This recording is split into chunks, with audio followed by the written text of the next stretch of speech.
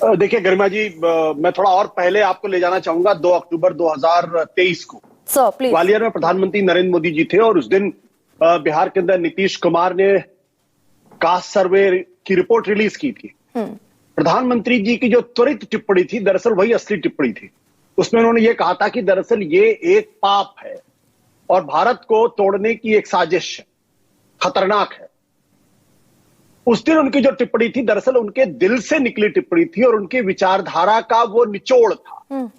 क्योंकि Bharatiya Janata party, RSS और हिंदुत्व अपने मूल में ये मानती है कि हिंदू, जो उनकी अपनी विचारधारा उसके हिसाब से हजारों साल तक इसलिए गुलाम रहा क्योंकि हिंदू जातियों में बटा रहा, वो कभी एकजुट नहीं हो पाया।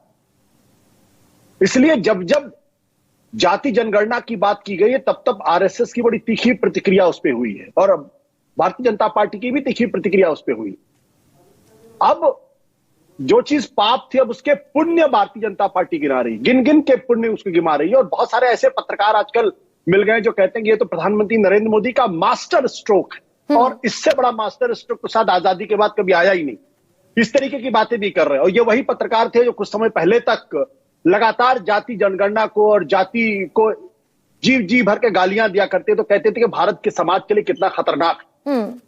सवाल है कि आखिर भारतीय जनता पार्टी इसके लिए विवश क्यों हुई? राजी कैसे हो गई? उसका कारण बहुत सिंपल है। या तो भारतीय जनता पार्टी इस देश के अंदर 14 से 20% की राजनीति कर ले या फिर 70% की राजनीति कर ले। जब आप अंकगणित लगाएंगे तो आपको पता चलेगा कि 70% जो है वो 14 से 20% पर बड़ा है। तो जो बहुमत, जो बहुसंख्यक समाज है, उसके अंदर जो अल्पसंख्यक समाज की राजनीति जो भारतीय जनता पार्टी अब तक कर रही थी, अब उसने तय किया है कि वो अल्पसंख्यक समाज को छोड़कर बहुसंख्यक समाज की राजनीति, यानी पिछड़े और दलितों की राजनीति करेगी। अगर उनकी राजनीति नहीं करेगी तो फिर भारतीय जनता पार्टी के लिए दिक्कतें आ सकती हैं। ये मूल कारण है। और आपको याद होगा कि इस पर बहुत लंबी चौड़ी मंत्रणा हुई।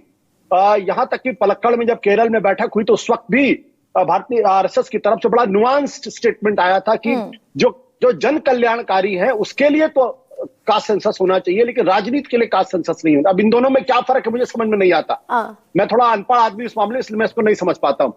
उसके बाद मोहन भागवत और नरेंद्र मोदी जी के प्रधानमंत्री के निवास पर मीटिंग हुई, जो पिछले 10 साल की पहली मीटिंग। वहां पर लोगों को लगा पहलगाम पे चर्चा, लेकिन चर्चा हुई थी जाति जनगणना के ऊपर। तो जो राजनीतिक कारण है वो ज्यादा जरूरी हो गया बीजेपी के लिए। और उनको लगा कि अगर हमने ये पिछड़ों और दलितों को अगर नाराज कर दिया तो हिंदू एकता का जो प्रोजेक्ट है वो अपने आप में कमजोर हो जाएगा और फिर उनके लिए दिक्कत होगी इलेक्टोरली भी, यानी चुनावी मैदान में भी उनके लिए दिक्कत पैदा होगी। सिर्फ ये अनाउंसमेंट, क्या बीजेपी ये मानकर चल रही है कि सिर्फ अनाउंसमेंट कर देना भर उसे इलेक्टोरल पॉलिटिक्स में विनिंग मोड में ले जाएगा कि भाई ऐलान कर दिया जातिगत जनगणना का, अभी ये पता नहीं कब होगी, डेडलाइन अभी है नहीं। अलावा इसके बहुत सारे और भी सवाल खड़े हैं कि जब जातिगत जनगणना हो जाएगी, ये भूपेंद्र यादव और चिराग पासवान जो कह रहे हैं कि आंकड़े सार्वजनिक करने की जरूरत नहीं है, वो तो विभाजनकारी है आंकड़े सार्वजनिक अगर हो गए तो ऐलान कर देना भर क्या इलेक्टोरल पॉलिटिक्स में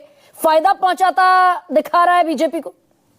देखिए, विश्वनाथ प्रताप सिंह को भी ये मुगालता था कि जब वो मंडल कमीशन की रिपोर्ट लागू करेंगे तो सारा समाज उनके पीछे खड़ा हो जाएगा, लेकिन उनकी राजनीति अंत में कहां पहुंची है सबको मालूम है। जो भारतीय जनता पार्टी, जो आरएसएस लगातार जाति जनगणना का विरोध करती रही और पाप जैसे शब्दों का इस्तेमाल करती रही, आज सिर्फ इसलिए सारा दलित और पिछड़ा वर्ग उनके साथ खड़ा हो जाएगा क्योंकि उन्होंने जाति जनगणना कराने के लिए तैयार हो गए।